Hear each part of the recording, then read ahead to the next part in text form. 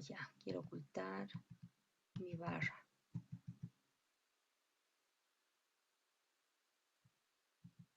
Eso es. Eso nos va a permitir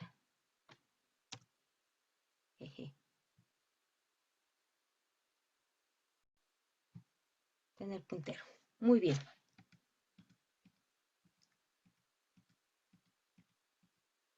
Ahora sí, iniciamos otra vez. Muy buenas noches a todos y gracias por asistir. Entonces, vamos a continuar con esta última parte del sistema cardiovascular para hablar del desarrollo vascular. Y tenemos que mencionar, ¿no es cierto?, que, a ver, entonces, hemos partido de esta estructura que es el tubo cardíaco. Ya conocen ustedes, ¿no es cierto? Hemos verificado y hemos hablado varias veces de este tubo cardíaco. Hemos mencionado las partes que tiene y de craneal a caudal tenemos que hablar del tronco arterial, que va a estar involucrado en varios de los procesos que vamos a ver hoy día en la formación de las arterias particularmente. Luego tenemos el bulbo arterial, tenemos el ventrículo primitivo, la aurícula primitiva que está por aquí, y en la aurícula primitiva van a drenar estas astas o senos venosos, que son dos, uno derecho y otro izquierdo, que también van a ser puntos importantes para que nosotros hoy día, ¿no es cierto?, podamos conversar como de dónde se van a formar las venas principales de nuestro cuerpo. ¿Ya? Entonces, cuando hablamos del desarrollo vascular de los inicial, ¿no es cierto?, para ver cómo se han formado nuestras arterias y nuestras venas, tenemos que tomar en cuenta que hay dos procesos de formación de los vasos sanguíneos desde el punto de vista embrionario. ¿Ya? Son la vasculogénesis y la angiogénesis. Muy importante que tengamos en cuenta que estos dos procesos están involucrados en la formación de todo lo que es arterias y venas a nivel del embrión, ¿no es cierto?, para que tengamos como resultado las arterias y venas que en la anatomía macroscópica estudian ustedes. El proceso de la vasculogénesis se produce a partir de la coalescencia, podríamos decir, de los angioblastos, es decir, las células formadoras de vasos sanguíneos, las células primitivas formadoras de vasos sanguíneos. Inicialmente es todo un proceso, ¿saben? Y inicialmente se forman un agrupamiento de células a lo que se conoce, bueno, sabemos que las células sanguíneas son derivadas del mesodermo, porque las células de sangre pues son un tipo de tejido conectivo, entonces van a provenir del mesodermo. Y entonces estas células se van a organizar, los angioblastos, formando agrupaciones que van a ser los islotes. Estos islotes, después, las células que están revistiendo los islotes, las células más periféricas, se van a transformar en células aplanadas, muy delgadas, que van a formar la pared endotelial de los vasos. Y estas células que han quedado en el interior, que van a ser los angioblastos, van a ser las primeras células de sangre, es decir, los glóbulos rojos, ¿no es cierto? Glóbulos rojos, glóbulos blancos. Inicialmente se van a formar así, pero después hay todo un proceso que se conoce como la hemopoiesis, ¿no es cierto?, que mientras se va desarrollando el embrión se produce en diferentes lugares. Al inicio, todo este proceso de la vasculogénesis va a iniciar a nivel del saco vitelino, del tallo de conexión, ¿no es cierto?, y de otras estructuras. Pero posteriormente, la formación de las células sanguíneas va a iniciar a nivel del hígado, posteriormente del vaso, ya hasta llegar a la médula ósea roja, que es donde se va a formar a partir de la semana 28 de gestación hasta que, bueno, hasta el nacimiento y hasta que nosotros como seres humanos, ¿no es cierto?, dejemos de existir.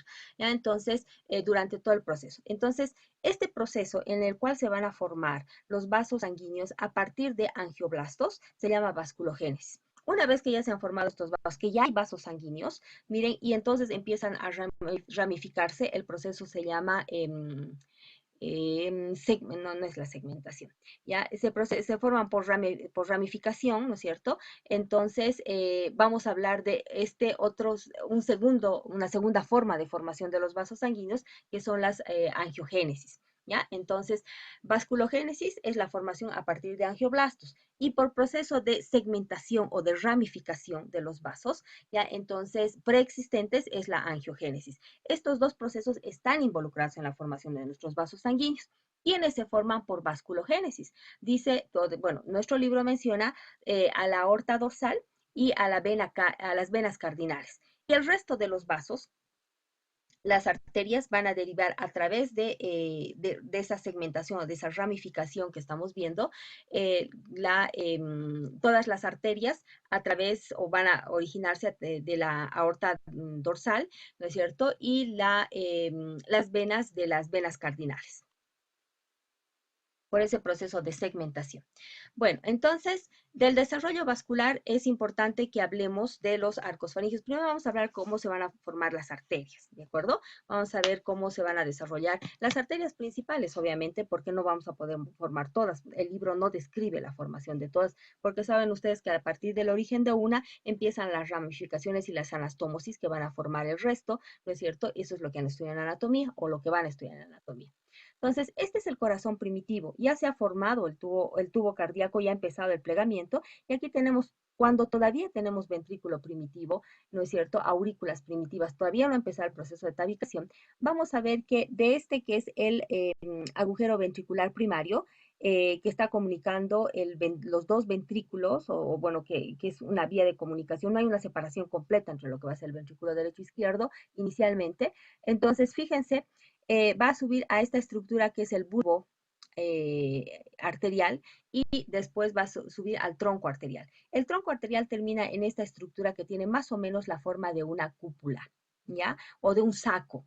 Y entonces, a partir de ese saco, por gemación, ese es el término completo, ramificación o gemación, ¿no es cierto? Van a empezar a formarse las arterias de los arcos faringios. Bueno, ustedes ya han visto arcos faringios en los temas que han desarrollado para este segundo parcial y saben que los arcos faringios son estructuras que tienen los tres tejidos embrionarios, ¿ya? Y que van a formar todo lo que es la estructura de la cara y la región anterior del cuello. Que cada arco faringio, para formar estas estructuras, recibe en su desarrollo una arteria y también recibe un nervio, un par craneal, ¿no es cierto? Entonces, nacen estas arterias de los arcos faringios de acá, de este saco aórtico. Y van a nacer en orden, ¿ya? Vamos a ver, y aquí vamos a poder utilizar nuestra lupita, ¿ya? Que precisamente de este saco aórtico están naciendo de craneal a caudal, están naciendo la arteria del primer arco, segundo arco, tercer, cuarto y el sexto arco faringio. Entonces, saben ustedes también por el desarrollo de los arcos faringios que el quinto arco faringio generalmente no se forma y si se forma degenera por completo. Pero quiero que vean algo, que cada uno de estos arcos faringios están drenando directamente en esta que es la aorta torácica. Para este momento del desarrollo, que estamos hablando cuarta, quinta semana de desarrollo, fíjense, tenemos dos aortas torácicas, una del lado derecho y otra del lado, bueno, una del lado derecho y otra del lado izquierdo, de tal forma, ¿no es cierto?, que las arterias de los arcos aórticos están drenando en esas arterias, en las arterias aortas dorsales. ¿Ya? Tienen su origen en el saco aórtico y van a drenar o van a terminar en las arterias aortas dorsales. Se van a originar de craneal a caudal. En ningún momento del desarrollo aparentemente están las 6 arterias de los arcos aórticos, habla de por días, ¿no es cierto? Y menciona que para el día 27 tenemos el primer y el segundo, las arterias del primer y el segundo arco aórtico, y que para el día 29 aproximadamente ya solamente ha degenerado la primera y la segunda arteria del arco aórtico y solamente te quedan la tercera, la cuarta y la sexta arteria de los arcos aórticos, ¿ya? Entonces, regresamos aquí, ¿ya? Y fíjense que van a tener una evolución diferente. Quiero que nuevamente en esta otra imagen, aunque es una imagen para mí algo ficticia, porque la literatura menciona que en ningún momento las 6 arterias de los arcos aórticos van a estar presentes al mismo tiempo. Sin embargo, aquí las estamos viendo y están enumeradas con números romanos, ¿no es cierto? Están naciendo por aquí, estaría el saco aórtico en este caso, ¿no es cierto? Y están naciendo de ahí las arterias de los arcos faringios para irrigar a cada arco faringio, dar irrigación a cada arco faringio y a sus derivados y terminar en las aortas dorsales.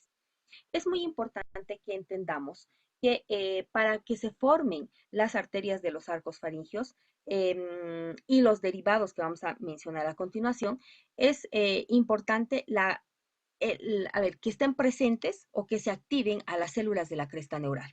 Las células de la cresta neural van a activarse por diferentes factores de crecimiento. Uno de ellos es el factor de crecimiento fibroblástico 8, que estamos viendo aquí, que es muy importante para que se forme, por ejemplo, la arteria del cuarto par de arcos faringios, ya, por estímulo de estas células de la cresta neural.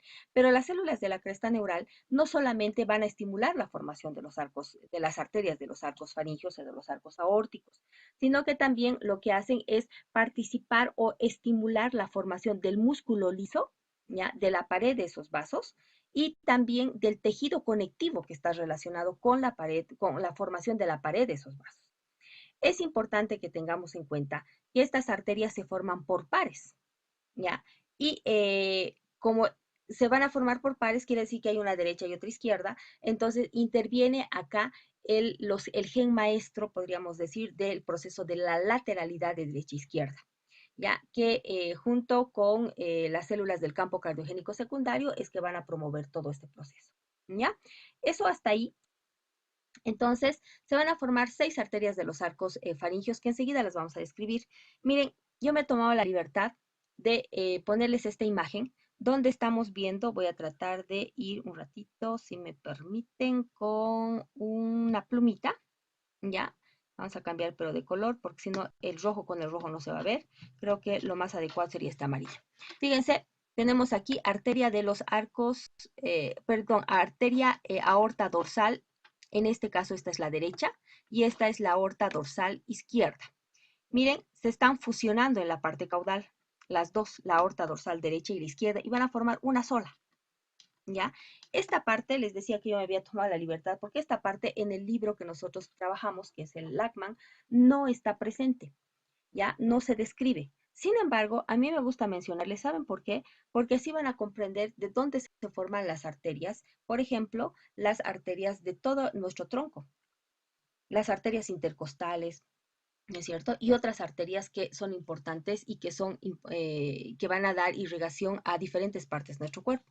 Entonces, fíjense, una vez que se han unido las dos aortas dorsales en la porción caudal, tanto la derecha como la izquierda, nacen de ellas por pares, ya a ambos lados obviamente, 30 arterias, estas que les estoy repasando así, que yo les he hecho una especie de esquemita, que les estoy repasando con amarillo, que deberían ser 30 obviamente, pero no voy a poner ahí las 30 porque no nos va a alcanzar ni siquiera la diapositiva.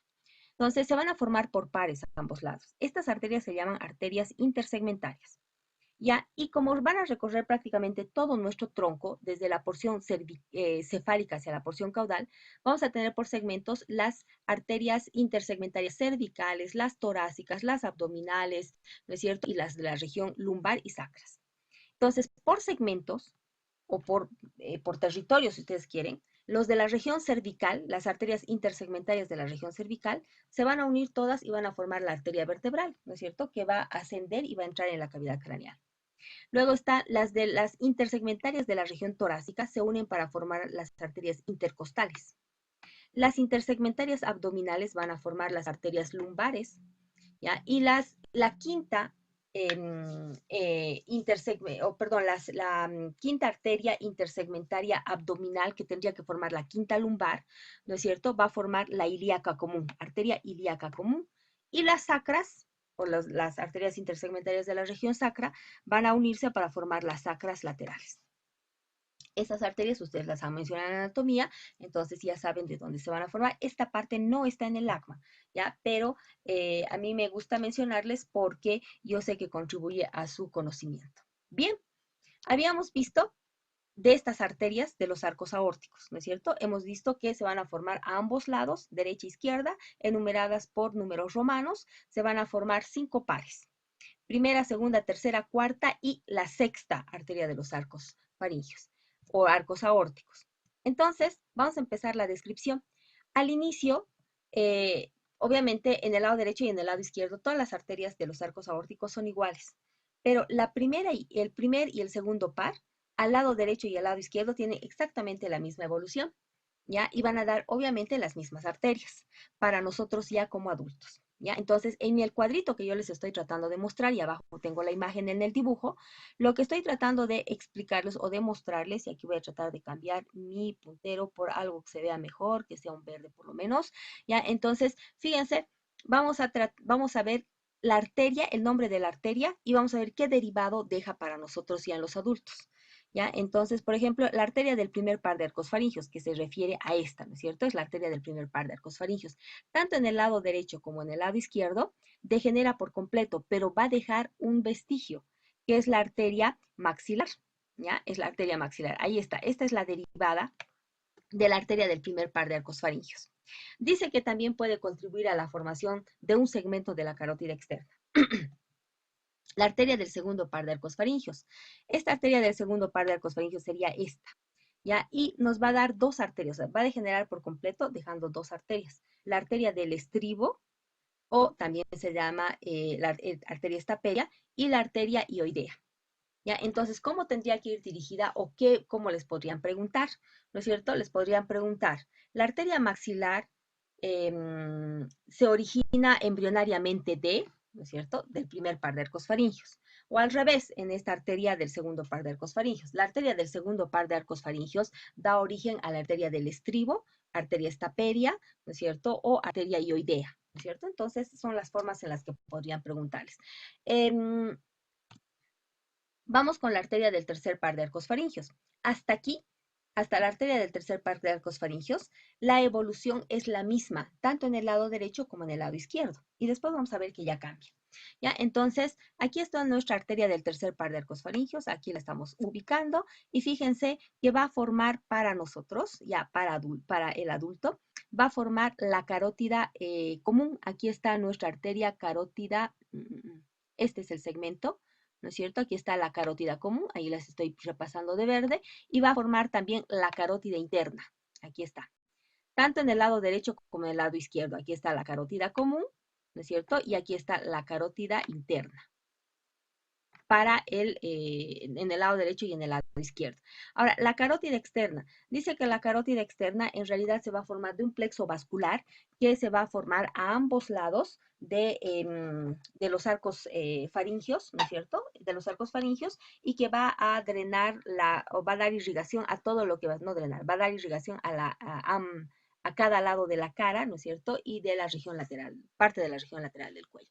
Entonces, ahí tienen a la carótida, a la carótida externa también. Es una pequeña descripción que se hace. Sin embargo, origen o cuáles son los vasos o las arterias que se van a originar del tercer par de arcos faringios son la carótida común, ¿no es cierto? Y la carótida interna.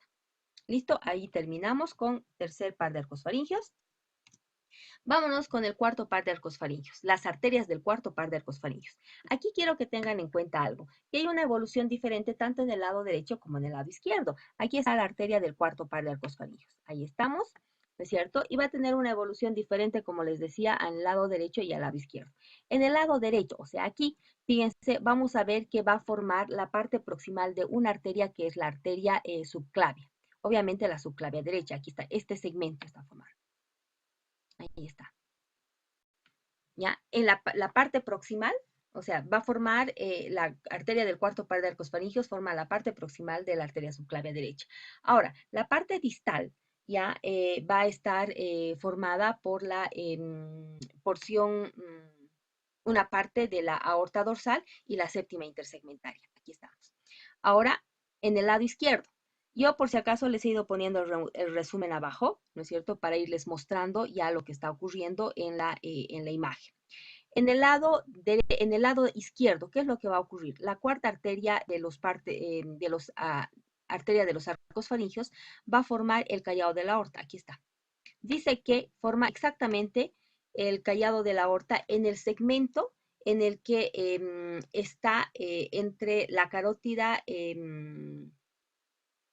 externa, ¿no es cierto? Y, no, perdón, entre la carótida interna, ¿ya? Y la arteria subclavia. Ahí está. Perdón, este segmento sería, ¿no es cierto? Esa parte del callado es la que va a formar. Ya la parte distal, ¿no es cierto? Va a ser del callado de la aorta, va a formarse de lo que va a ser la aorta dorsal del lado izquierdo. Ahí está, este segmento. La arteria del sexto par de arcos faringios. ¿Por qué no mencionamos la quinta? Aquí hay un error, ¿no? la arteria del sexto par de arcos faringios. ¿Por qué no formamos la quinta, o no hablamos de la arteria del quinto par de arcos faringios? Porque simplemente no se forma, y si se forma, degenera por completo. ¿Ya? Entonces, la arteria del sexto par de arcos faringios nace precisamente a la altura de las yemas pulmonares. ¿Por qué? Porque va a contribuir a la formación de estas arterias. En realidad, en el lado derecho, ya va a la parte distal de esta arteria del sexto par de arcos faringios degenera, y la parte proximal se va a transformar simplemente en la arteria pulmonar. ¿Ya? Y en el lado izquierdo, entonces tiene una evolución diferente, ¿ya? Porque la parte proximal va de esta arteria del sexto par de arcos faringios, forma la arteria pulmonar izquierda, pero su parte distal va a formar el conducto arterioso. Aquí está, este es el conducto arterioso. Esta es la parte proximal de la arteria pulmonar izquierda, ¿no es cierto?, que se origina de lo que sería la arteria del sexto par de los arcos faringios, y esta es la arteria pulmonar derecha, que se origina de la parte proximal de la arteria del sexto par de los arcos faringios.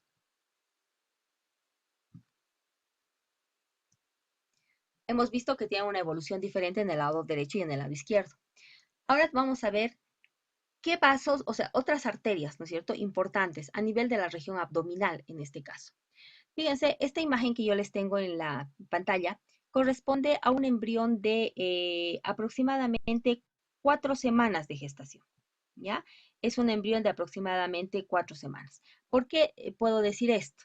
Porque estamos viendo el plegamiento cefalocaudal. Esta es la porción cefálica, esta es la porción caudal, y obviamente se están plegando los bordes laterales. Esto es nuestro saco vitelino, ¿ya? Y este saco vitelino, o en la pared del saco vitelino, aquí en el saco vitelino es uno de los lugares donde empieza el proceso de vasculogénesis, ¿ya? Y angiogénesis, obviamente. Entonces, aquí vamos a ver que empiezan a formarse vasos sanguíneos, ramificados, chiquititos, ¿no es cierto?, que se van a ir uniendo para formar otros dos tipos, para formar dos vasos. Aquí solamente estamos viendo uno, ¿no es cierto?, porque estamos en un corte sagital, en una vista lateral. Sin embargo, obviamente deberían ser dos. Si tuviésemos una vista frontal, tendríamos dos. Entonces, aquí obviamente de rojo, y voy a tratar de pintarles por acá para que nosotros podamos identificar mejor. Esto, chicos, es el corazón en desarrollo. Es el tubo cardíaco que se está en pleno proceso de plegamiento, ¿ya? Todo lo que está pintado de rojo, esto, y les voy a ir repasando, todo esto que está pintado de rojo, evidentemente son arterias. ¿Ya? Es el desarrollo vascular arterial. Y lo que está pintado de celeste o de azul, ¿ya? Son las venas, ¿no es cierto?, en la 4 semana de desarrollo, en este embrioncito 4 semana. Y fíjense, por aquí estaría la aurícula primitiva, más o menos por aquí, ¿ya? Ahí, porque los senos, las astas de los senos venosos están desembocando ahí en la aurícula primitiva, ¿ya? Entonces, tendríamos aquí el saco vitelino. En el saco vitelino, esas arterias que se han formado están ramificadas, van a ir uniéndose y van a formar dos arterias. Inicialmente son dos arterias vitelinas, una derecha y una izquierda, podríamos decir, pero que finalmente se van a fusionar en una sola y van a formar la arteria del mesenterio dorsal, aquí. ¿Ya? Van a formar una sola arteria, la arteria del mesenterio dorsal. Ahora, este mesenterio dorsal va a dar origen a 3 vasos importantes que van a dar la irrigación a todo lo que es nuestro tubo digestivo.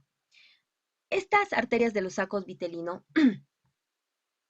se van a incorporar junto con el saco vitelino dentro del cuerpo del embrión en cada plegamiento del embrión.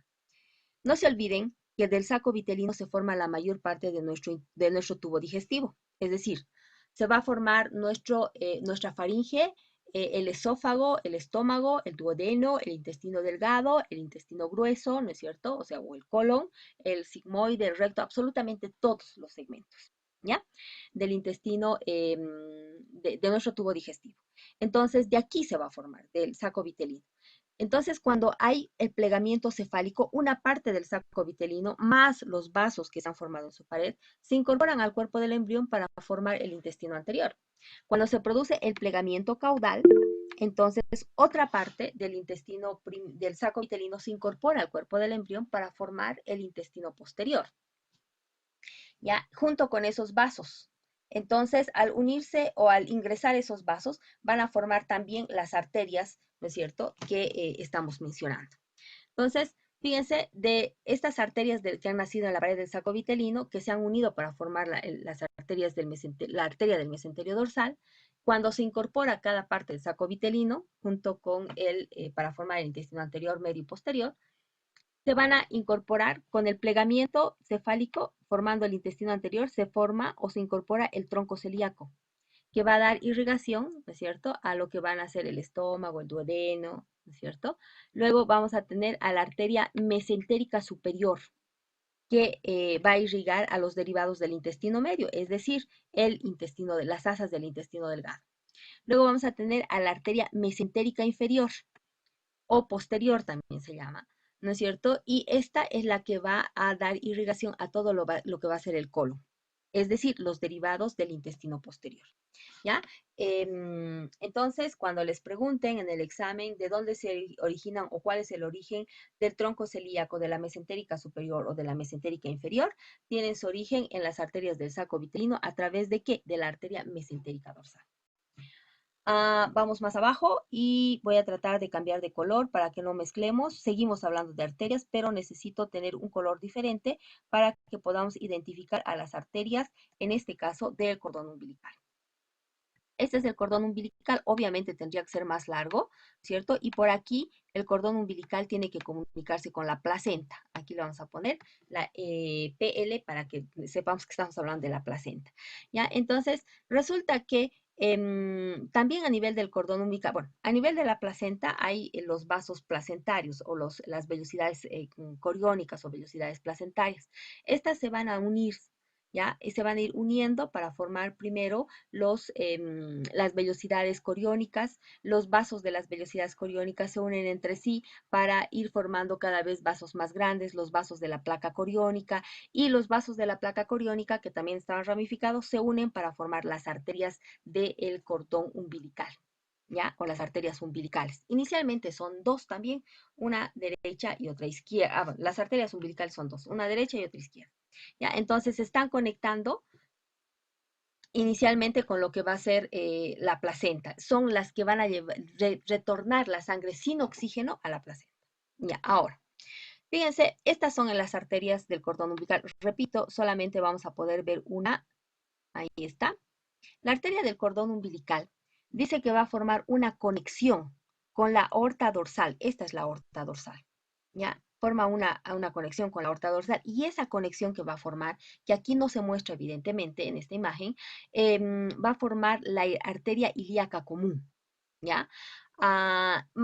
Eso ya se establece en el desarrollo embrionario.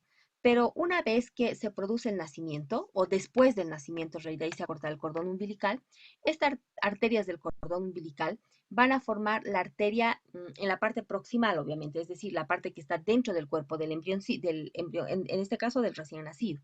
¿Ya? Va a formar la arteria ilíaca interna y la vesical superior. ¿Ya? Ahora, en la parte distal, ¿no es cierto?, la que está cerca de la pared abdominal, que se va a fijar al ombligo, esa va a formar un ligamento, ¿no es cierto? Es el ligamento umbilical medio, ¿ya? Ahí están las arterias de donde se han originado, o sea que ya saben de dónde tiene origen la arteria ilíaca interna, la vesical superior. Esas dos arterias se van a originar ¿de dónde? De las arterias umbilicales. ¿De dónde se origina la ilíaca interna? Es la conexión que forma la arteria umbilical, con la arteria aorta dorsal. Es esa conexión. Hay una arteria más que es importante que sí la mencionemos, que son las arterias coronarias. Y miren, ¿dónde está mi curso? Aquí está. Ya. Aquí están las arterias coronarias. Vamos a irnos con la lupita. Ahí está, ¿no es cierto? Son este segmentito que estamos viendo aquí. De repente podemos regresar y hacer esto. Pintar un pequeño segmentito aquí, ¿ya? Ahora sí, podemos irnos con la lupa. Y ahí están, son las arterias coronarias, son las que van a dar irrigación en realidad al propio corazón, a la propia musculatura del corazón. Y ellas tienen un origen interesante y diferente al de todas las arterias, ya que ellas se van a originar de un órgano que se llama el órgano proepicárdico, ¿ya? Entonces, resulta que el órgano, a ver, el campo cardiogénico secundario, ya va a dar origen al mesenterio, al mesogastrio dorsal. Y la parte caudal del mesogastrio dorsal va a formar esta estructura que se llama órgano proepicárdico. ¿Ya? Del órgano proepicárdico se desprende el epicardio. De su parte ventral se desprende el epicardio. Y el epicardio va a estar influenciado por las células de la cresta neural. Ya a ese nivel, las células de la cresta neural van a formar la pared de músculo liso de estas arterias, de las arterias coronarias. Y entonces hay un proceso de transformación, podríamos decir, de epitelio de mesénquima a epitelio. ¿Ya? Y entonces estas células que van a formar el epitelio van a formar el recubrimiento interno de lo que va a ser la capa más interna de la pared de las arterias coronarias. Y su músculo liso va a ser formada por las células de la cresta neural. Entonces, sucede que hay una especie de mimetización. Y estas células de la cresta neural y estas células endoteliales que están formando la pared de las arterias coronarias se van a invadir ya a la aorta dorsal, perdón, a la aorta, en este caso a lo que va a ser la porción del vallado y la porción ascendente. Entonces van a invadir a ella para formar parte de su pared y de esta forma conectarse a la aorta. De esa forma establecen su conexión, ¿ya? Hay una transformación, como les decía, epitelio-mesenquimatosa. ¿Intervienen las células de la cresta neural? Sí, ¿ya? Para formar la pared de músculo liso y estimular, ¿no es cierto? Que se introduzca, que invadan prácticamente la pared de la aorta para que se establezca esta conexión entre los dos vasos. ¿De dónde se origina? Pregunta de examen, entonces sería, ¿de dónde se originan las arterias coronarias? Del órgano proepicárdico, ¿no es cierto? O del epicardio. En realidad, el órgano proepicárdico da origen al epicardio. Esto da origen a esto, ¿ya? Y el órgano proepicárdico se ha originado de lo que va a ser el campo cardiogénico secundario a través del mesocardio dorsal. Hasta ahí era desarrollo arterial. Ahora tenemos que hablar del desarrollo del sistema venoso. Hasta ahí hemos hablado de las arterias, de cómo se han formado las arterias principales del corazón. Ahora tenemos que hablar de cómo se van a formar las arterias, perdón, las venas, el sistema venoso. Esto ya en varias oportunidades lo hemos mencionado. Y hemos mencionado, aquí está el corazón, ¿no es cierto? En desarrollo otra vez. Este es el tubo cardíaco que se está plegando. Voy a tratar, es que si no lo pinto, bueno, aquí. Aquí podemos ver un poquito más grande. Y miren, fíjense, aquí estamos viendo, este es el tubo cardíaco, se está plegando, se está formando el asa cardíaca. Ya, esto que está pintado de azul representaría parte de lo que va a ser el ventrículo, y esto que está pintado esto que está pintado de rojo es parte del ventrículo, y lo que está pintado de azul es lo que va a ser la aurícula primitiva. No se olviden que a la aurícula primitiva desembocan las astas del seno venoso. Aquí está. Esta es el asta del seno venoso. Son dos astas, ¿no es cierto? Una derecha y otra izquierda. ¿Por qué estamos viendo otra vez solamente una? Porque este es un corte sagital del embrión y estamos viendo en vista lateral. Este es un embrión más o menos de 4 semanas y media. ¿Por qué? Porque tenemos plegamiento cefálico, plegamiento caudal. Todavía no ha terminado el plegamiento y este es el saco vitelino. ¿Ya? Entonces, este es el asta del seno venoso, no sé si es el derecho o el izquierdo, pero recibe 3 vasos. ¿Ya? Y aquí podríamos ver esos 3 vasos. Voy a tratar de irme con para pintar. ¿Ya? Aquí están, esto es el saco vitelino. Entonces, estas son las venas vitelinas, las que están naciendo en el saco vitelino. Y miren, van a drenar aquí en el seno venoso, en este que es el seno venoso. ¿Ya? Luego, este es el cordón umbilical, tenemos la vena umbilical, que también va a drenar en este seno venoso, ¿ya? Y esta es la vena cardinal común, todo esto es la vena cardinal común, que va a recibir a la cardinal anterior y a la cardinal posterior. Juntas las tres venas, las venas vitelinas, las venas umbilicales y la vena cardinal común están formando el asta del seno venoso que drena en la aurícula primitiva. ¿Ya? Entonces, esto es al inicio del desarrollo del sistema venoso en el corazón, más o menos 4 semanas y media. ¿Ya? Es lo mismo, simplemente para mostrarles que tanto en el lado derecho como en el lado izquierdo, las astas del seno venoso están formados por los tres vasos, las tres venas. Vena vitelina, derecha, izquierda, umbilical, derecha, izquierda y cardinal común, derecha, izquierda. Ahora sí, vamos a hablar de la evolución de estos vasos, cómo se van a desarrollar. Estas son las imágenes que nos muestran el Lachman. ¿Ya? Vamos a tratar de complementar un poquito la imagen, de tal forma que nosotros podamos un poco mejor, ¿no es cierto?, identificar lo que estamos hablando. ¿Ya? Aquí estamos viendo al seno venoso, es la desembocadura del seno venoso. Aquí está seno venoso derecho, seno venoso izquierdo, y tenemos aquí, si está desembocando, estaría desembocando en la aurícula primitiva, ¿no es cierto? Cada seno venoso. En la aurícula primitiva va a desembocar. Entonces, en esta imagen, todo lo que está de ese color transparente, podríamos decir, corresponde al desarrollo del tubo digestivo. Y esto que está pintado así como esa florcita es el hígado, como están viendo, es que está pintado de color café o rojo oscuro. Y aquí estamos identificando esta primera porción esta porción del intestino delgado, que sería el duodeno, la primera porción. Aquí estamos viendo cómo el hígado ya ha crecido más, ¿no es cierto? Y identificaremos a las venas, esos tres pares de venas que estamos mencionando. Aquí tengo a la vena vitelina. Esta es la vena vitelina. Hay una derecha y una vena vitelina izquierda. Estas son las venas umbilicales. Esta es la vena umbilical. Esta es la vena umbilical. Hay una vena umbilical derecha, perdón, vena umbilical derecha y vena umbilical izquierda. Están las dos. Y las venas cardinales son esta. Por lo tanto, esta es la cardinal común. Cardinal común. Esta sería la vena cardinal anterior. Y esta que está aquí abajo sería la vena cardinal, perdón, posterior. Me falla el pulso, por eso salen esas rayitas, ¿ya? Entonces, ahí están los tres pares de venas. Aquí estas tres venas, la vena cardinal común, la vitelina del lado izquierdo y la umbilical, la vitelina del lado izquierdo y la umbilical del lado izquierdo están formando el seno venoso o asta venosa izquierda. En el lado derecho lo mismo, ¿no es cierto? Este seno venoso o asta venosa derecha, formadas por la vitelina del lado derecho, la umbilical del lado derecho y la cardinal común del lado derecho. Por lo tanto, aquí arriba está la desembocadura de la aurícula primitiva. Esta es una etapa ya mucho más desarrollada de la misma imagen. Y vamos a ir viendo primero cómo las venas vitelinas, ¿no es cierto?, son las que van a empezar o vamos a ver cómo van a desarrollar.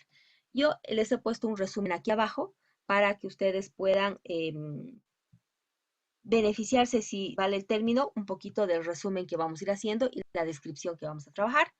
Quiero que vean que de las dos venas vitelinas, tanto de la derecha como de la izquierda, que a propósito también se llaman venas onfalomesentéricas, ya, de las dos venas vitelinas, la del lado izquierdo va a degenerar prácticamente por completo, ¿ya?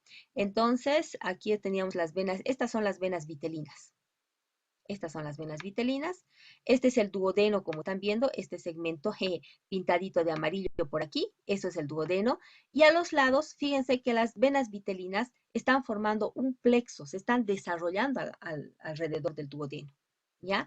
Y después van a entrar dentro de lo que va a ser o se van a relacionar esto que está pintado de café o de rojo, ya les he dicho, es el hígado, ¿no es cierto? Y van a desarrollar un plexo, ¿ya? Que son los sinusoides hepáticos, se van a ramificar, eso quiere decir, van a formar los sinusoides hepáticos.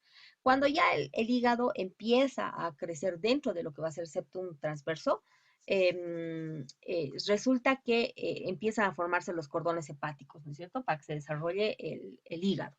Sin embargo, bueno, hasta ahí mencionamos. Es importante que tengamos en cuenta, miren, esta vena, la vena vitelina derecha, es esta que finalmente va a quedar formada, porque la vitelina izquierda desaparece. Desaparece por completo y lo que va a ocurrir es que el plexo que estaba formado alrededor del duodeno va a formar la vena porta. ¿Ya? Esta es una de las estructuras que se va a formar o de los vasos que se va a formar de las venas vitelina, de la vena vitelina derecha. Se va a formar la vena porta. Se va a formar la vena mesentérica superior. ¿Ya? Y se va a formar el segmento hepático de la vena cava inferior. Aquí está, este es el segmento hepático de la vena cava inferior. Vamos a ver que la vena cava inferior es una vena muy importante que en anatomía, ¿no es cierto? En anatomía macroscópica que va a drenar la sangre de prácticamente toda la porción inferior de nuestro cuerpo. Pero embrionariamente tiene 3 segmentos. Este es su primer segmento. ¿Ya? Va a formar o se va a originar de la vena vitelina derecha, ¿no es cierto? A través de la porción hepática, de su porción hepática. Ya, entonces aquí tendríamos ya como resumen que de la vena vitelina de la vena vitelina derecha se van a formar 3 venas. La vena porta, la vena mesentérica superior y la vena hepática o la porción hepática de la vena cava inferior. ¿Qué pasa con la vena vitelina del lado izquierdo? Degenera por completo. Aquí vamos a hablar de las venas umbilicales. Esta es la vena, la vena umbilical. Inicialmente eran 2, una derecha y otra izquierda. Pero en el caso del desarrollo de la vena umbilical, la del lado derecho degenera y la que va a formar o va a dar origen a algo va a ser la vena umbilical izquierda. Perdón, creo que hay alguien que está con su micrófono encendido. Por favor, le vamos a rogar que lo apague para que no perjudique al resto de sus compañeros. ¿Ya? Entonces, tenemos esta que es la vena del cordón umbilical. No se olviden que esta es la vena umbilical izquierda que está trayendo la sangre de aquí, de la placenta, trae la sangre oxigenada para el embrión, ¿no es cierto? Y a través recorre todo el cordón umbilical y una vez que penetra dentro de la cavidad corporal, dentro de la pared abdominal en realidad de nuestro embrioncito, a través de lo que va a ser el cordón, del cordón umbilical, ya va a dar origen o va a conectar, podríamos decir, la porción hepática de la vena cava superior, ¿no es cierto?, con el cordón, con la vena umbilical. Tenemos aquí, esta es la vena del cordón umbilical. Esta es la vena izquierda, la vena umbilical izquierda. Porque la del lado derecho, tanto en su porción proximal como en su parte distal, degenera por completo. Y la única que va a quedar va a ser esta, la vena umbilical del lado izquierdo. Vamos a ver que cuando desarrolla el hígado, prácticamente se interrumpe, ¿ya?, su formación. Aquí vemos la vena umbilical en su parte proximal y distal del lado derecho degenera. También va a degenerar la parte proximal de la vena umbilical del lado izquierdo y solamente queda la porción distal de la vena umbilical izquierda. Es esta. ¿Ya? Entonces, esta es la que va a llevar la sangre oxigenada desde la placenta, va a conectarse con este conducto, con el conducto hepático o con la porción hepática de la vena cava inferior. Y para que se pueda conectar con él, hace este bypass, este cortocircuito, que se llama conducto venoso.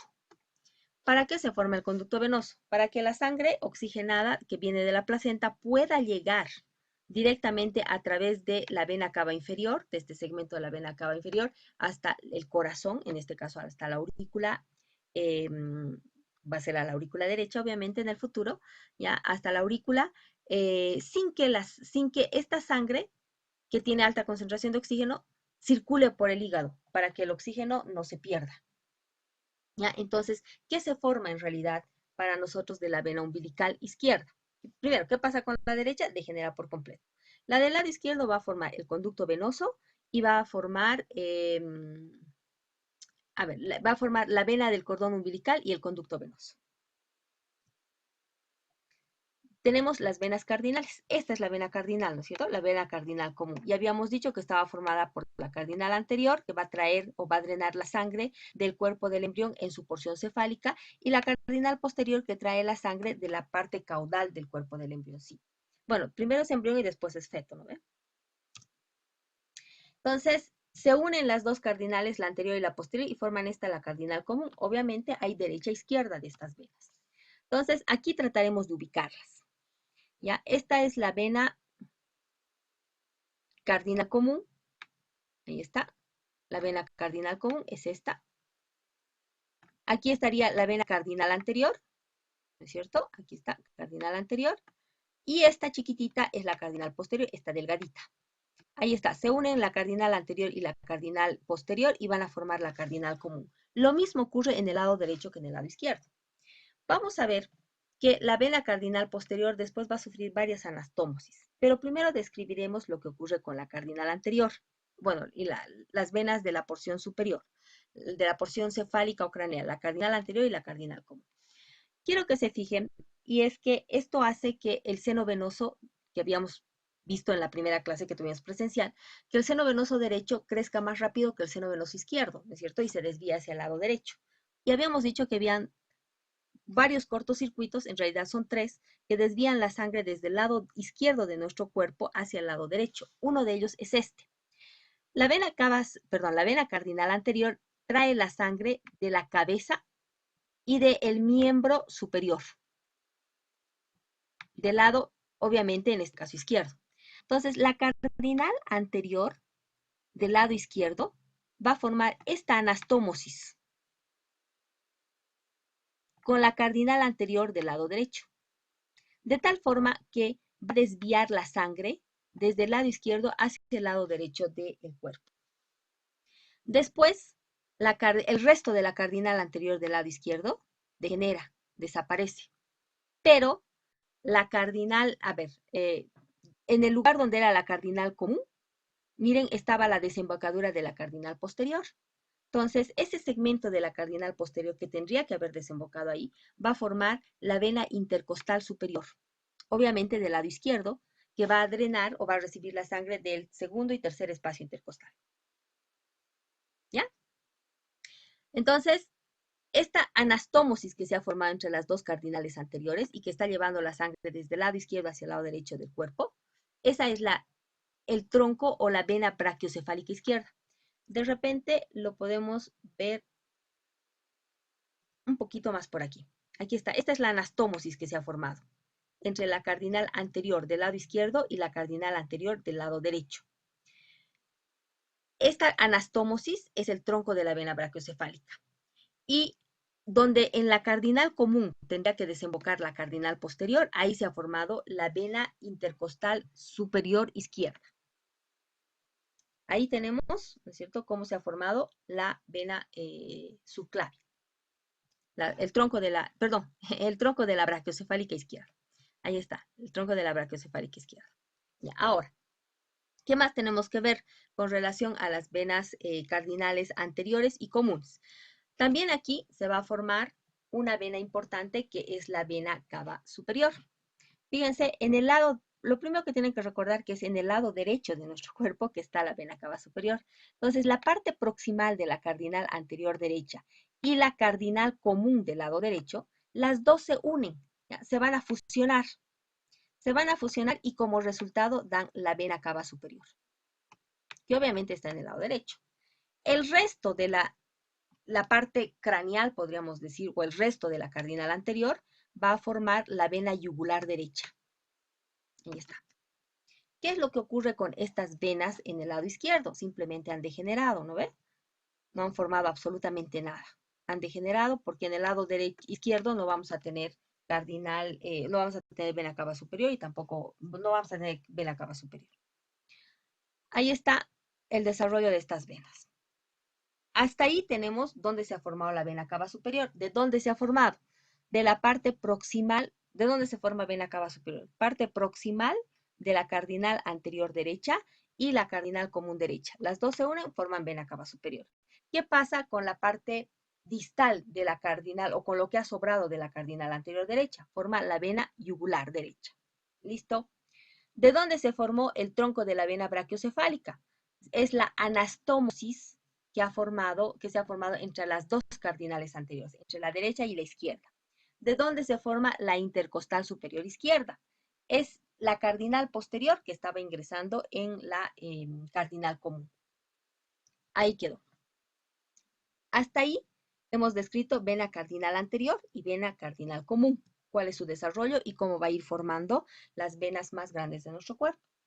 Pero las venas cardinales posteriores van a formar varias anastomosis. Las venas cardinales posteriores no están vivas mucho tiempo, ¿ya? Sino que van a formar 3 anastomosis y mientras se van formando las anastomosis van desapareciendo.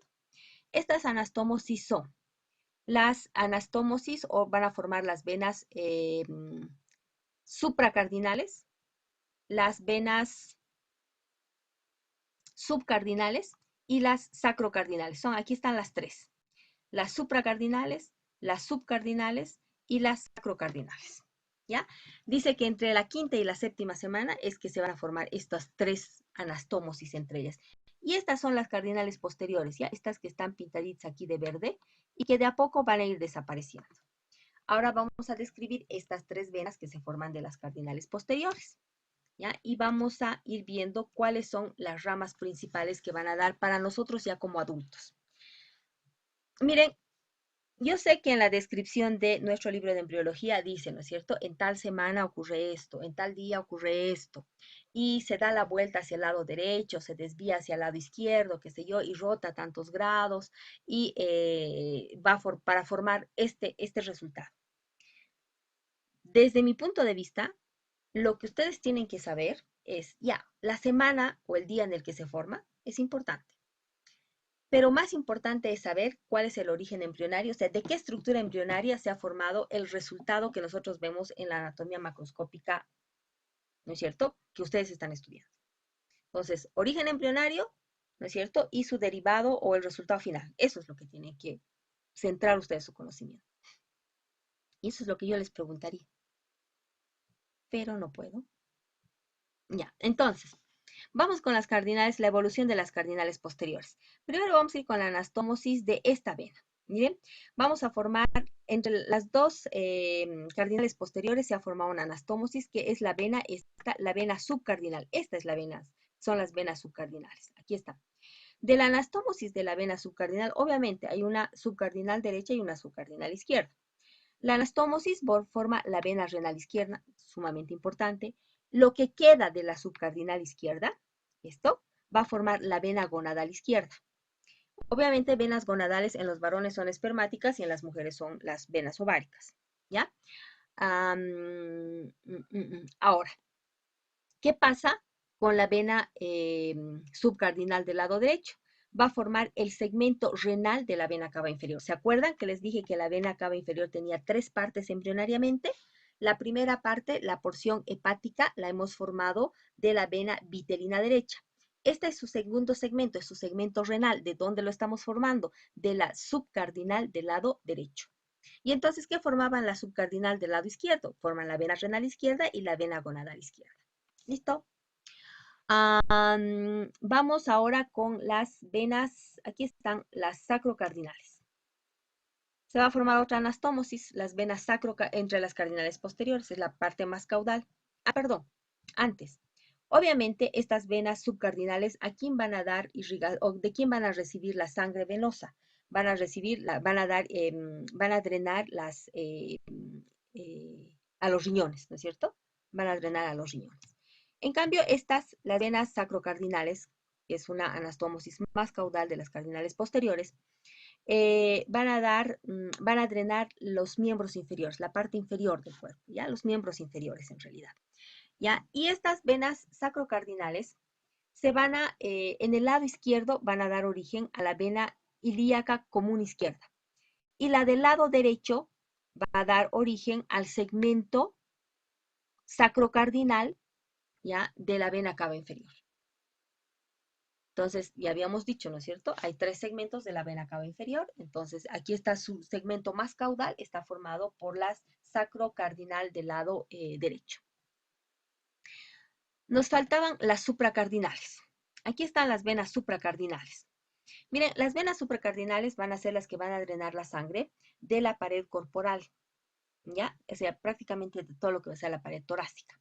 Entonces, vamos a ver que tienen una evolución diferente o un actuar diferente, podríamos decir, en el lado derecho y en el lado izquierdo. Por ejemplo, las del lado derecho, ¿ya? Las venas intercostales, desde la cuarta hasta el 11º espacio intercostal, se van a unir y junto con la sacrocardinal posterior van a formar la vena ácigos, van a drenar en la vena ácigos, ¿ya? Ahora en el lado izquierdo, ¿qué es lo que va a ocurrir?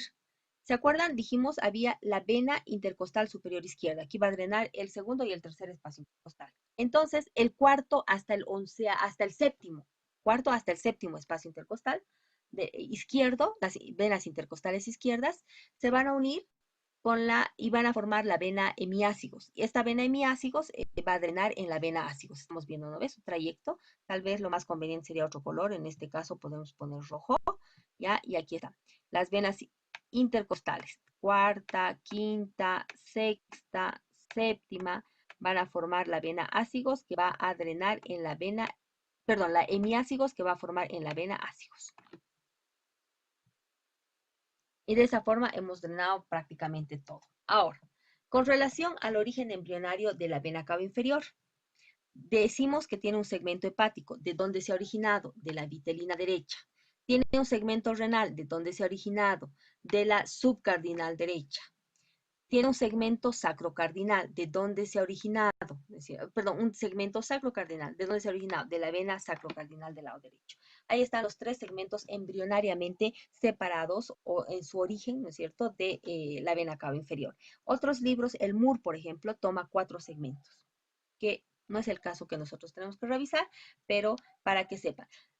Ustedes dirán, pero y finalmente, ¿qué importancia tiene si la vena cava inferior es una sola al final, aunque tenga segmentos embrionarios diferentes? Porque ahí están las variantes anatómicas, ya dependientes de cada uno de estos segmentos que ustedes podrían encontrar en la anatomía macroscópica. Relacionado con las anomalías del desarrollo de las venas cavas, tenemos que mencionar, miren, que puede haber una vena cava superior doble. Saben ustedes que lo normal es que la vena cava superior esté en el lado derecho, ¿ya? Y en el lado izquierdo, a ver, si se acuerdan, la vena cava superior está formada por la porción proximal de la vena cava, perdón, de la vena cardinal anterior y la vena cardinal común del lado derecho. Y las del lado izquierdo degeneran. Para que hayan doble, tanto en el lado izquierdo, no han degenerado, ¿no es cierto? Las venas cardinal anterior y la común del lado izquierdo se han unido y han formado otra vena cava superior, pero en el lado derecho. Puede haber una vena cava superior izquierda. Entonces, lo que tenía que ocurrir en el lado derecho ocurrió en el lado izquierdo. Se han unido la porción proximal de la cardinal anterior y la cardinal común del lado izquierdo, y las del lado derecho han degenerado. Puede haber la ausencia de del segmento hepático de la vena cava inferior. ¿Qué quiere decir? El segmento hepático es el segmento que se origina de donde dijimos, de la vena vitelina del lado derecho. Entonces, en ese caso, ¿no es cierto? La sangre va a llegar a la aurícula derecha a través de una conexión por la vena ácigos y la hemiácigos. Ahí están las variantes anatómicas, ¿no ven? Luego está la vena cava inferior. Puede haber una vena cava inferior doble. Sabemos que solamente hay una y obviamente está en el lado derecho. Entonces, cuando hay doble, quiere decir que la sacrocardinal del lado izquierdo no ha degenerado, ¿no es cierto? Y eso está formando una vena cava inferior doble. Con relación, y esto es prácticamente lo último, con relación a la circulación fetal y la circulación neonatal. Estas dos imágenes que yo les he puesto o que yo les estoy proponiendo para trabajar esta parte son de nuestro libro, de Lachman, ¿ya? Y lo que yo he tratado o estoy tratando de hacer con estas imágenes, o voy a tratar de hacer, es hacer la comparación de qué es lo que ocurre en la vida embrionaria y que hasta el momento del nacimiento, obviamente, embrionaria y fetal, y qué es lo que ocurre después del nacimiento, en el neonato, en el recién nacido. Entonces, estoy poniendo las dos imágenes para que hagamos la comparación.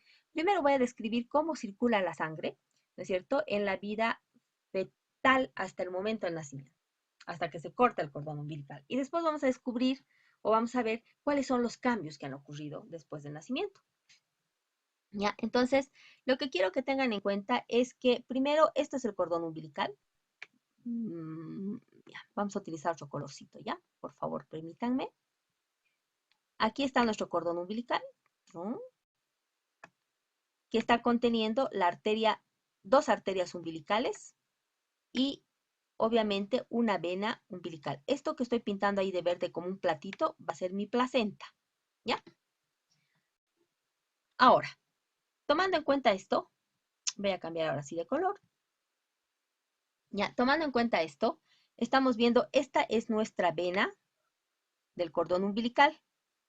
Y estas dos que están, y las voy a poner de otro color, como hace un contraste adecuado, voy a poner las arterias del cordón umbilical. Si ustedes recuerdan, son dos arterias y una vena en el cordón umbilical. La que está con alta concentración de oxígeno es la vena, porque no se olviden que la vena del cordón umbilical está trayendo de la placenta la sangre oxigenada, ¿ya? Entonces, alta concentración de oxígeno. Y las arterias del cordón umbilical, que son dos, una derecha y una izquierda, o dos arterias, estas tienen sangre todavía con concentraciones elevadas de oxígeno, pero obviamente mucho menores. Entonces vamos a poner que tiene concentraciones bajas de oxígeno. Ahí está. Listo. ¿Por qué? Porque la sangre que está devolviendo a la placenta, las arterias del cordón umbilical, es sangre que ya ha circulado por todo el cuerpo del embrión o feto, ¿no es cierto? Y entonces ya se ha consumido parte del oxígeno. Ok, entonces la sangre de la placenta bien oxigenada ingresa por el, el cordón umbilical a través de esta vena, de la vena del cordón umbilical. Sangre bien oxigenada, fíjense, está atravesando el hígado, ¿se acuerdan? Para atravesar el hígado formó este conducto que estoy pintando ahí de amarillo, que es el conducto venoso, que permitía que la sangre oxigenada de la placenta, con grandes concentraciones de oxígeno, atraviese el hígado sin circular por el hígado y entonces no se pierdan las concentraciones de oxígeno. Muy bien. Entonces, esta es la vena cava inferior. Esta es la vena cava inferior, aquí estamos con la vena cava inferior, que está trayendo sangre sin oxígeno.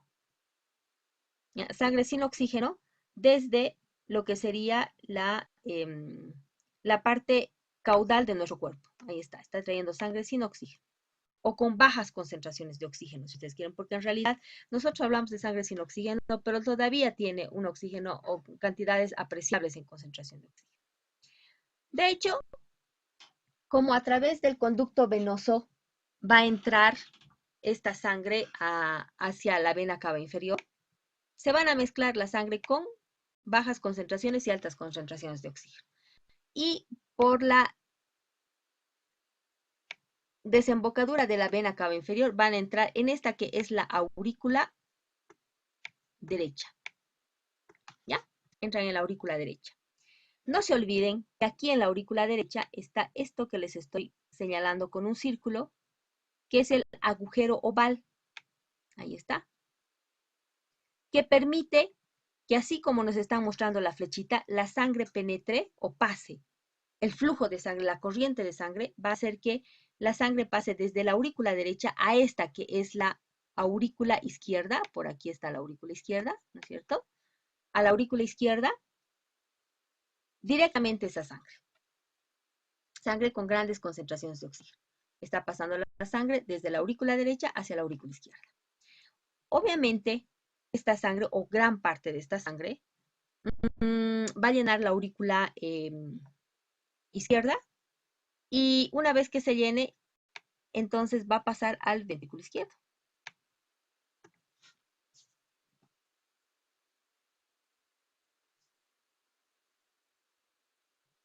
¿Ya? Va a pasar al ventrículo izquierdo. Cuando el ventrículo izquierdo se contrae, estamos viendo el flujo de la sangre y con las flechitas va a atravesar o va a salir por la porción ascendente del callado de la aorta, el callado de la aorta y después la aorta descendente. Ahí.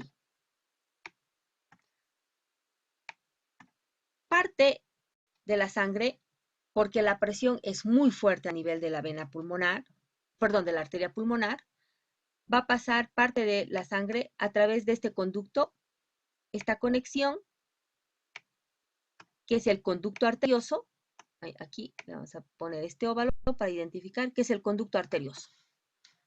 Entonces, esa sangre va a pasar a través de la aorta descendente, va a circular por todos los vasos de la economía de nuestro cuerpo, y una vez que la sangre ya haya circulado por todo nuestro cuerpo, entonces con bajas concentraciones de oxígeno, miren, regresa a través de las arterias del cordón umbilical, las dos arterias, nuevamente a la placenta para que en la placenta se oxigene. Esa es la circulación que se produce ya en el corazón hasta el momento del nacimiento. Pero hay algo más, nos falta una parte. Voy a para eso cambiar de color. Y vamos a poner este lila, ¿ya? Que nos va a servir. Porque desde la porción craneal de nuestro cuerpo, la cabeza y el miembro superior, llega la sangre a través, con bajas concentraciones de oxígeno, porque ya ha circulado, llega a través de la vena cava superior a la aurícula derecha también. Y entonces esa sangre, o parte de esa sangre, se va a mezclar con la sangre de aquí, de que venía desde la vena cava inferior, con grandes concentraciones de oxígeno. Y esa sangre regresa, bueno, y retorna y entra al ventrículo derecho. Es sangre con bajas concentraciones de oxígeno, ¿ya? O mezclada si ustedes quieren. Pero el asunto es que se contrae el ventrículo derecho y pasa por la arteria pulmonar. Como les decía, la arteria pulmonar tiene una presión sumamente elevada que hace que la sangre atraviese este conducto, el conducto arterioso, parte de esa sangre atraviesa el conducto arterioso y va directamente hacia la aorta descendente. Se mezcla, ¿no es cierto?, con la sangre que venía del ventrículo izquierdo, ¿ya? Y va a circular. ¿Por qué ocurre esto? Porque no se olviden que en la vida, hasta el momento del nacimiento, nuestros pulmones no funcionan. Consumen sí sangre, o perdón, consumen oxígeno sí, les llega sangre sí, pero el oxígeno en vez de la sangre en vez de oxigenarse a ese nivel, se consume. ¿Por qué? Porque no está actuando como lo va a hacer después del nacimiento, ¿no es cierto? Como el órgano que permite el intercambio de gases. Hasta ese momento, ¿quién está actuando? La placenta. Pero en el momento del nacimiento, ¿qué ocurre? Cortamos el cordón umbilical. Como se cortó el cordón umbilical, ya no hay placenta, entonces no hay de dónde, o sea, porque antes la sangre venía de la placenta hacia la vena pulmonar, no hay de dónde venga sangre. Entonces la vena pulmonar, perdón, la vena umbilical, la vena umbilical se cierra, porque hemos cortado el cordón umbilical. Degenera y se transforma en el ligamento redondo del hígado. A través de esta vena umbilical llegaba la sangre o pasaba la sangre a través del conducto venoso hacia la vena cava inferior. Como ya no hay quien mande la sangre a través de la vena umbilical al conducto venoso, el conducto venoso se cierra y se transforma también en el ligamento venoso del hígado. ¿Ya? Aquí no está, ¿no? Pero está mencionado. ¿Qué más ocurre?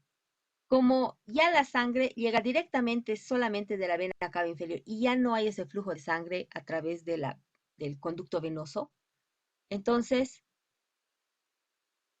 los cambios de presión, la presión aquí en la aurícula derecha va a ser menor a la presión que va a haber en la aurícula izquierda. ¿Por qué aumenta la presión en la aurícula izquierda? Porque al cortar el cordón umbilical y ya no funcionar la placenta, entonces se corta el cordón umbilical, ha salido la cabecita del bebé, ha producido la primera inspiración, sus pulmones se han llenado de aire, de oxígeno, y entonces la sangre se oxigena aquí en los pulmones y retorna toda la sangre a la aurícula izquierda. La presión en la aurícula izquierda aumenta. Y eso hace que la porción inferior o la porción caudal del septum primum se cierre contra el septum secundum y entonces ya no hay agujero oval, se cierra el agujero oval. Y lo que va a quedar va a ser la fosa oval, ¿no es cierto? Se cierra, ha quedado cerrado el agujero oval. Ya no hay comunicación entre la aurícula derecha e izquierda. Como la presión en la aurícula izquierda ha aumentado, baja con mayor presión, la presión en el ventrículo izquierdo también aumenta, entonces se contrae ¿no es cierto? Y manda la sangre a través de la aorta ascendente, el callado de la aorta descendente, al resto del cuerpo del embrioncito. Ahora la presión en la aorta también es mucho mayor que a nivel de la pulmonar. Y entonces el conducto venoso se cierra. Sus paredes se cierran, se pliegan una sobre la otra y se transforma en el ligamento arterioso. De conducto arterioso en ligamento arterioso. ¿Qué más va a ocurrir? Como ya no hay placenta donde regrese la sangre de las arterias umbilicales, estas arterias también se cierran. Y en su parte proximal dijimos que van a formar la arteria vesical superior, ¿ya? Y en la parte distal van a formar el ligamento umbilical medio. De este proceso o de estos derivados vasculares que son el resultado final en la circulación neonatal, les tengo este cuadrito, resumen, que nos habla de las estructuras vasculares, ¿no es cierto? Y los derivados que van a quedar. ¿Qué ha ocurrido? La vena umbilical se cerró, ¿no es cierto? Y ha formado el ligamento redondo del hígado. El conducto venoso se cerró y ha formado el ligamento venoso del hígado. ¿Qué pasó? Las arterias umbilicales se cerraron y en su segmento distal forman el ligamento umbilical medio y en el proximal las arterias vesicales y las ilíacas internas. El agujero oval se cierra, ¿no es cierto? Ya no hay comunicación interauricular o entre la aurícula derecha e izquierda y se va a transformar en la fosa oval. Su libro no menciona, pero es interesante que se produce dos tiempos, si ustedes quieren, de cierre en el agujero oval. El cierre funcional que se produce en el mismo momento en el que, ese cierre anatómico, que se produce en el mismo momento que se establece la respiración. Perdón, ese es el cierre funcional. ¿Ya? Y el cierre anatómico se va a producir hasta 3 meses después. Resulta que la porción, el septum, es así, septum secundum, el septum secundum y el septum primum se cierran uno sobre otro y entonces van a estar pegados todo el tiempo. Y entre ellos se va a formar un tejido fibroso, un tejido conectivo, que va a mantenerlos unidos, los va a pegar, los va a volver uno solo. Entonces, a eso se llama cierre anatómico y ocurre hasta el 3er mes después del nacimiento. El conducto arterioso, lo mismo, sus paredes por el efecto de la bradicinina que va a ser producida en los pulmones cuando empieza el proceso de la inspiración por la diferencia de concentraciones de oxígeno, se cierran las paredes del conducto arterioso, se van a plegar una con otra y esto ocurre prácticamente en las primeras 72 horas después del nacimiento, del cierre del conducto arterioso. Pero después va a permanecer cerrado.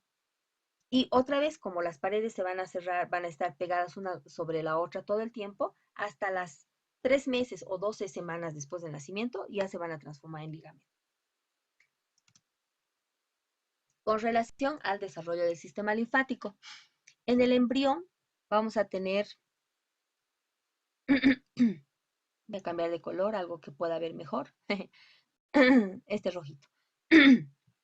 3 grupos de sacos linfáticos. Primero, dice que los sacos linfáticos son, primero van a formar una especie de brotes de endotelio que van a crecer, ¿no es cierto? Dentro de estructuras o que van a coalescer, dice, que se van a fusionar entre ellos, formar una especie de sacos. Van a formar sus conexiones y se van a desarrollar alrededor del sistema venoso. Van a ser 6 sacos linfáticos, son los sacos linfáticos yugulares, que van a estar entre la vena yugular interna y la cardinal anterior, el saco linfático ilíaco, que van a estar entre la vena ilíaca y lo que va a ser la cardinal posterior. Luego vamos a tener estos dos son pares, estos son 2 y estos sacos linfáticos ilíacos también son 2. Después, los sacos linfáticos retroperitoneales es uno solo, está por detrás del peritoneo, y la cisterna de Kilo, que también va a estar en la pared posterior y que va a drenar todo lo que va a ser la linfa de los intestinos, o sea, de la región abdominal. Esta también solamente es una. De ahí tenemos los 6 pares. Ya, ahora, no describe mucho el Lachman acerca del desarrollo del sistema linfático, pero vamos a concluir en 2 cosas. ¿ya? Van a formarse dos conductos, derechos e izquierdos, ¿ya? Ahora, para el resultado final, lo que ustedes estudian en anatomía, tenemos dos conductos torácicos, ¿no es cierto? Tenemos el conducto, bueno, embrionariamente son dos conductos torácicos, conducto torácico derecho y conducto torácico izquierdo. Y en el adulto tenemos el conducto linfático y el conducto torácico, ¿no es cierto? Ahora, ¿qué es lo que va a ocurrir? Resulta que aquí en esta imagen,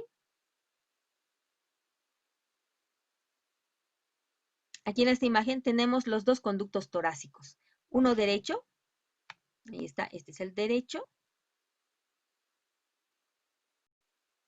y este, perdón si me falla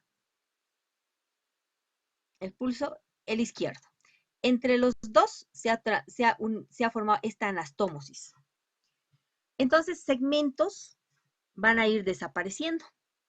Para que se forme el conducto torácico, este es el conducto torácico, se forma de la parte craneal del conducto linfático izquierdo, la anastomosis, ¿ya? Y el conducto linfático derecho. Ese es el conducto torácico. ¿Qué más tenemos en, en la parte anatómica macroscópica? ¿No es cierto? Como parte del sistema linfático. Tenemos al conducto linfático, que de dónde se ha originado. Es lo que ha quedado, la parte craneal del conducto linfático. ¿No es cierto? Es el conducto linfático, se transforma en del conducto torácico, se transforma en el conducto linfático derecho. Ahí están los dos. ¿Qué van a hacer? Van a recoger la linfa, ¿no es cierto? Bueno, dentro de estos vasos va a estar la linfa.